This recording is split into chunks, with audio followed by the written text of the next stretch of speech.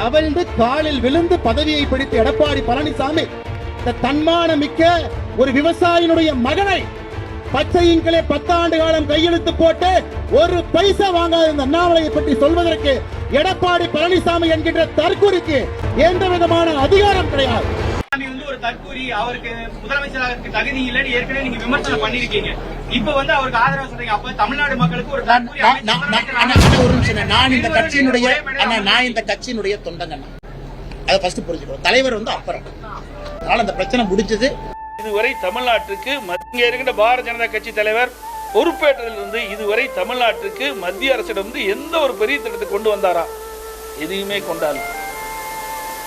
ஒரு பொது திட்டம் கூட கொண்டாடல. தேர்தல் நேரத்தில் பிரச்சாரத்தில் சொன்னார் கோயம்புத்தூர்ல பாரதிய ஜனதா மத்தியிலே ஆட்சி அமைந்த உடனே 500 நாள்ல 100 திட்டத்தை கொண்டாடினாரு. இப்ப எத்தனை திட்டத்தை கொண்டு வந்திருக்கிறார்? பூரா பொய், பேச பூரா பொய். இன்னைக்கு மைக் கிடைச்சா போதும், எந்த அளவுக்கு பொய் பேசணுமோ அந்த அளவுக்கு பொய் பேசுகின்ற ஒருவர் தான் இன்னைக்கு பாரதிய ஜனதா தலைவர். வித்தியாசமான பொய்கள்